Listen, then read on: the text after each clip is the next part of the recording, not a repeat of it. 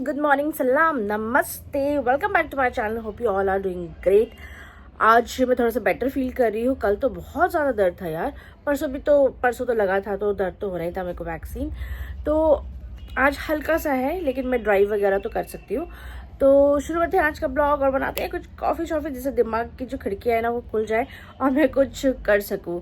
तो आज का प्लान ये है कि मैं चाहती हूँ कि आज कुकिंग करने के बाद मैं थोड़ा सा टाइम निकालूँ, ताकि मैं ना डुगू के लिए कुछ कुकीज़ वगैरह बना लूँ, जो उसने मुझे एक हफ्ते पहले बोला था और फिर वो बनी ही नहीं क्योंकि मुझे मौका ही नहीं मिला। तो चलिए शुरू करते हैं आज का ब्लॉग। हाय, कितनी साफ लग रही है ना किचन मेरी।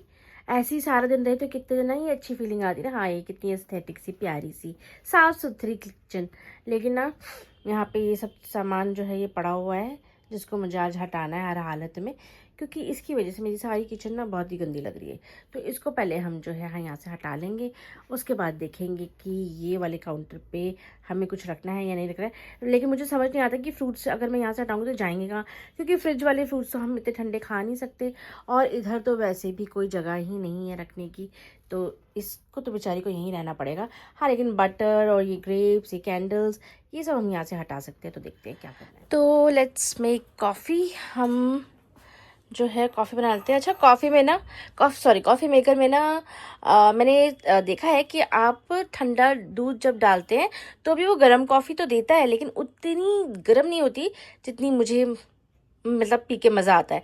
तो मैं क्या करती हूँ, थोड़ा सा पहले ना अगर फ्रिज से दूध निकाल रही हूँ तो थोड़ा सा उसे गर्म कर लेती हूँ, हल्का सा, जैसे कहते हैं हम पंजाबी में कोसा कोसा कर लेते हैं। तो फिर उसके बाद में इसमें डाल के फिर कॉफ़ी मेकर में डालूंगी, कॉफ़ी मशीन में, ताकि ना वो बिल्कुल एकदम गर्मा गर्म निकले। तो पहले हम दूध ले आते हैं। ओके,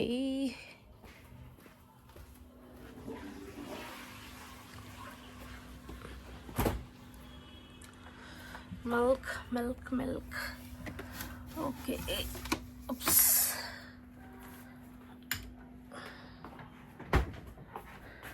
तो ना मेरे को ना बिल्कुल गर्म गर्म कॉफ़ी अच्छी लगती है, मुझे ठंडी कॉफ़ी बिल्कुल भी पसंद नहीं है।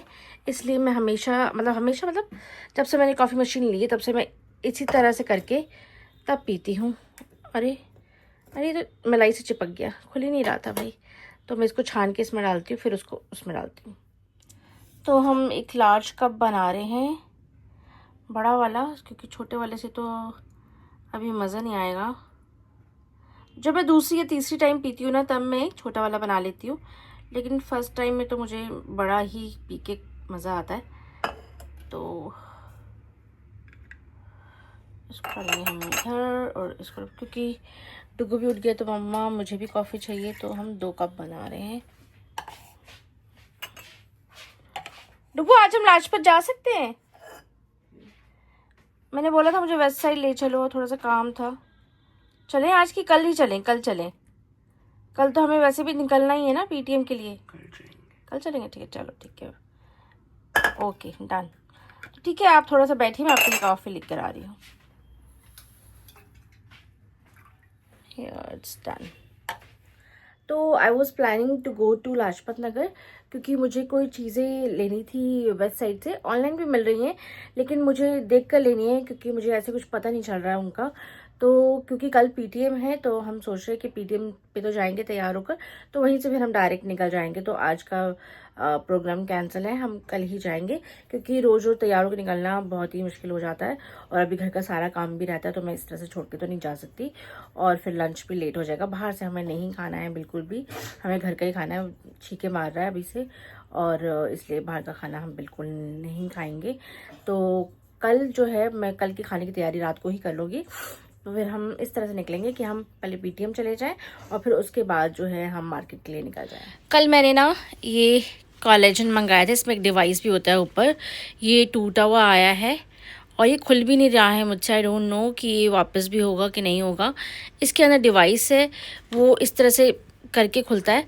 तो जो इसके ऊपर की कैप थी ना, ये वाली टूटी हुई है, ये वाला। अगर ये ही टूटा है तो इसको, जाहिर सी बात है, इसको खोलेंगे कैसे ना, इसको कैसे पकड़ के खोलूँ? तो ये होना तो बहुत मस्ट है। ये डिवाइस है, इसको पकड़ के ही तो आप मसाज करेंगे। तो अब बड़ा चक्कर है, इसको कैसे रिटर्न करना है। मैंने कंप्लेंट तो की है, पर वो कह रहे हैं कि अच्छा बताते हैं आपको 16 तक। तो देखते हैं क्या होता है इसका, वरना मेरे लिए तो वेस्ट ही है। जब मैं इसका डिवाइस ही यूज़ नहीं कर सकती तो फिर क्या फ़ायदा है इसको लेने का ना, मेरे तो पैसे बर्बाद हो गए। लेकिन उम्मीद है कि ऐसा होगा नहीं, वो इसे एक्सचेंज कर लेंगे, क्योंकि रिटर्न तो मुझे करना ही नहीं था, मुझे तो ये चाहिए ही था। तो कोशिश है कि ये एक्सचेंज हो जाए, क्योंकि इसका डिवाइस का जो लूप है, जो हैंडल है, वो टूटा हुआ है, तो फिर इसका कोई फ़ायदा नहीं होगा मुझे। ये है मेरा 15 मिनट का मी टाइम, जो यहाँ पे मैं बैठकर मन लगा के एकदम दिल से कॉफ़ी पीती हूँ। बस इसके बाद ऐसे खड़े होकर काम करना है कि शाम तक, मतलब 3-4 घंटे तक मेरे को बिल्कुल भी होश नहीं होगी। तो यहाँ पर ना मैं मिक्स दाल बना रही हूँ आज। ये फटाफट बन जाएगी। मैंने जो है तड़का तैयार कर लिया है, और क्योंकि मुझे ना थोड़ा सा काम है तो मैंने सोचा आज मैं दाल सिंपल बना लेती हूँ, और उसके बाद जो कुकीज़ बनानी है वो। और एक प्लांट हम पहले लेकर आए थे, नर्सरी गए थे प्लांट्स लेने के लिए, तो एक प्लांट वहीं रह गया। मैंने पेमेंट कर दी थी लेकिन मैं लेकर नहीं आ पाई, मतलब भैया ने जब प्लांट्स भेजे थे तो उन्होंने वाला प्लांट नहीं भेजा था। तो वो एक प्लांट देने के लिए ना, अब मैं रोज़ उनको मैसेज कर रही हूँ कि भैया मुझे वो मेरा प्लांट वापस कर दो, भेजवा दो, तो वो नहीं भिजवा रहे। मे बी बिकॉज इतना तो उनको रिक्शा का किराया लग जाएगा, और उतने का प्लांट है नहीं वो। तो मैं सोच रही हूँ कि मैं खुद जाके ले आऊँ, इससे पहले कि बहुत सारा टाइम निकल जाए और भैया को भूल जाए, भैया को याद ना रहे। और जितना भी सस्ता हो, लेकिन वो फ्री में तो नहीं है। मेरे पैसे तो मैंने उसके पेमेंट तो मैंने पे किए, तो मैं सोच रही हूँ कि मैं उसे जाकर ले आऊँ। तो मेरा ना जौ का आटा, मतलब ज्वार का आटा, जौ नहीं ज्वार का आटा ख़त्म हो गया था, तो वही रोटी अभी हम बनाने जा रहे हैं। ज्वार का आटे की रोटी ना हम लोग सिर्फ विंटर्स में ही खा पाते हैं, समर्स में नहीं खाते हैं। तो कोशिश रहती है मेरी कि जितना हो सके ना उतने मिलेट्स का आटा हम जो है विंटर्स में खा सके, कंज्यूम कर सके। जैसे ज्वार हो गया, रागी हो गया, ये सब का आटा जो है, इन सब की रोटी जो है हम विंटर्स में जो जितना हो सकता है उतना खाएं। तो यहाँ पे मैं अपने और डुगू के लिए आटा गूंज रही हूँ।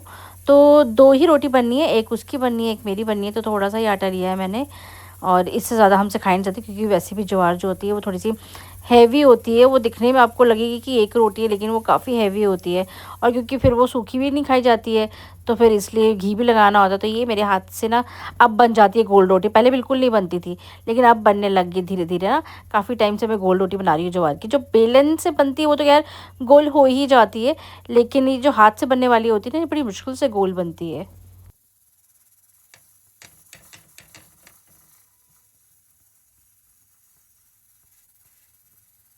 अच्छा, मुझे याद आया कि ना मेरा घी ख़त्म हो गया था, मैंने मंगाया था और मैंने उसे खोला ही नहीं है।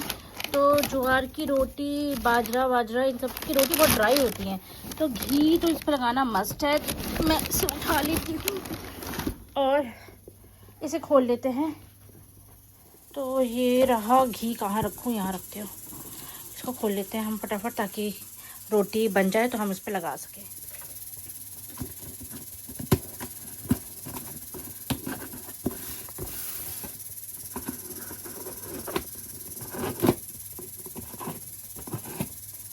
घी मेरा परसों ही ख़त्म हो गया था, लेकिन मैंने कल ऑर्डर किया था, तो फिर अब आया था। लेकिन सुबह से मुझे मौका ही नहीं मिला कि मैं इसको अनपैक करूं।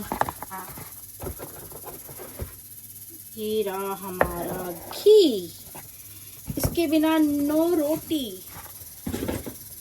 क्योंकि बहुत ड्राई होती है। और डुगू को हमेशा हम घी जो है कभी भी मिस नहीं करते, ऊपर से 1 चम्मच घी डालने के लिए। आप भी हमेशा जो है ऊपर से 1 चम्मच घी खाने पे ज़रूर डाल के खाएं, फ्राई किए बिना। फ्राई करने से कोई फ़ायदा नहीं, घी में लोग खाना तड़के लगाते हैं ना, दैट इज़ नॉट गुड। आप ऊपर से डालिए, और ये बहुत अच्छा घी है। आउट, आजकल तो कितने सारे ऑप्शंस आ गए घी में भी, कोई इस गाय का घी है, कोई उस गाय का घी है। तो हम हमेशा से ही अन्वेषण का ही मंगाते हैं। भाई खुल जा, खुल जा, ये खुल ही नहीं रहा।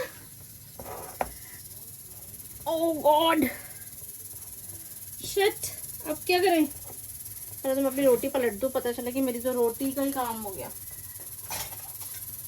उसके बाद देखते हैं कि इसको कैसे खोलना है। ओके, हे भगवान जी, खुल जाओ खुल जाओ यार, ये तो नहीं खुल रहा। उठा के खोलने की कोशिश करती हूँ, कपड़ा लगा के खोलने की कोशिश करती हूँ। अच्छा, जब जाम वगैरह के ऐसे मेरे वो हो जाते हैं ना, तो आउच आउच आउच, वो एकदम से ना करंट सा लगा मेरे को हाथ में। तो हम क्या करते हैं, इसको उल्टा करके पानी में डुबो के कर देते हैं। लेकिन ये तो घी, अगर मैं इसे टैप को पानी में डुबो के खोलने की कोशिश करूँ तो हो सकता है अंदर भी चला जाए, तो वो तो पॉसिबल नहीं है करना। फिर भी एक बार ट्राई कर लेती हूँ, शायद खुल जाए। नहीं खुल रहा यार, ये तो क्या मुसीबत पड़ गई मुझे, ये तो नहीं खुल रहा है।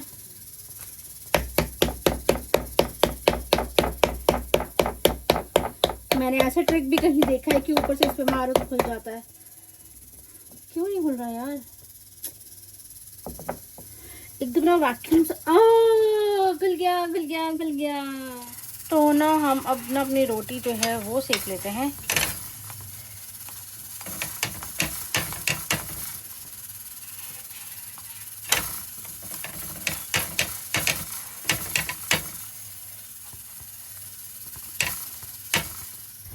अच्छा, गरम गरम रोटी खाने का ना मज़ा ही कुछ और है। वो भी जैसे ये रागी, ज्वार और मक्की की रोटी होती है ना विंटर्स में, ये बहुत यम लगती हैं।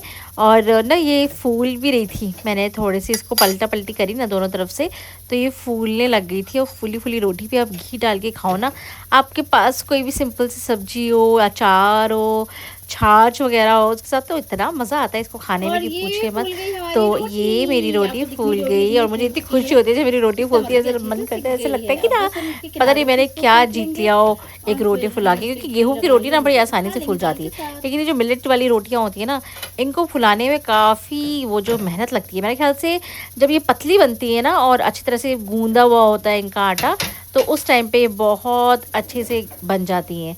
लेकिन अगर इसको कम पानी से गूंदो तो फिर उतनी अच्छी ये बन नहीं पाती है। तो ये देखिए कितनी अच्छी सी बन गई है, एकदम मस्त बिल्कुल। और इस पे अब हम लगाएंगे घी और इसको मज़े से खाएंगे। और इसके बाद ना बस अब मेरी तो एक रोटी बन गई, एक रोटी मुझे और डालनी है डुग्गू की, बस फिर ये हो जाएगा तैयार। मुझे पता ही नहीं चला मेरा हाथ कब कट गया। मैं दूसरी रोटी पेड़ के डाल दी थी तो उस पर ब्लड लग गया। पता नहीं कैसे कटा है यार ये इतना ज़्यादा, क्योंकि अभी मेरी एक रोटी रहती है तो मैंने सिर्फ ना एक टिश्यू लगा के इस तरह से रैप कर लिया ताकि ब्लड आना बंद हो जाए। अगर नहीं बंद हुआ तो फिर बैंडेज लगा लेंगे, वैसे तो हो जाएगा, इतना कोई बड़ा मसला नहीं है, छोटा सा ही कटता, ज़्यादा नहीं है। लेकिन ब्लड देख के ना मेरे को ज़्यादा दर्द होने लग गया है। ये तो ना बिल्कुल नहीं रुक रहा है, मैंने सब कुछ ट्राई करके देख लिया। अब एक ही चीज़ रहती है, वो है रनिंग वाटर में इसको चलाना। ओह शिट, क्या हो गया भाई ये? ओप्स, आई जस्ट होप ये रुक जाए, बाकी काम कैसे करूँगी।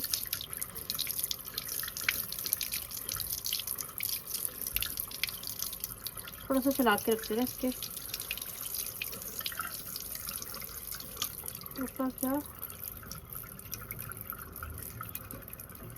हाँ शायद थोड़ा सा रुका है, पता ही नहीं चला। शायद मैं जब ना वो जैसे रोटी सेकते ना चिमटा वो धो रही थी, उसका एक एज जो है वो थोड़ा शार्प था, वही एकदम से ही लग गया धोते धोते, पता ही नहीं चला मुझे।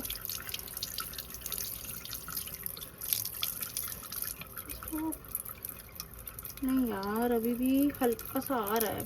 और ना मुझे बैंडेज भी नहीं पता है कि कहाँ पे रखी हुई है।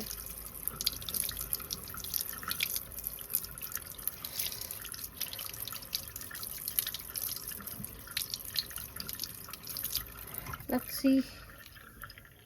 ओके, तो वैसे तो मुझे सैलेड भी काटना था लेकिन हाथ कट गया, तो फिर मुझसे नहीं हो रहा है।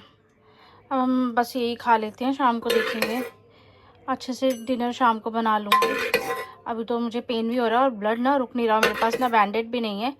पापा के शेविंग किट में ना हमेशा होती थी, लेकिन अब पापा तो अपने साथ शेविंग किट ले गए हैं, तो इसलिए मेरे पास कोई ऑप्शन नहीं है। और ब्लिंकिट एक बैंडेड देने तो आ जाएगा, लेकिन 30 रुपीज़ जो है वो डिलीवरी चार्ज लेगा।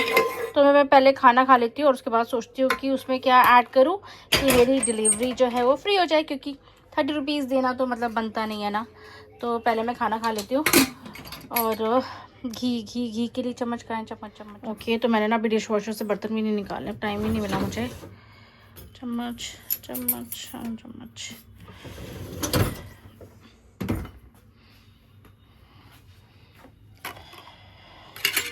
सोचा था कि आज खाने में मैं करेले बनाऊंगी। उप्स, दाल भी गिर गई।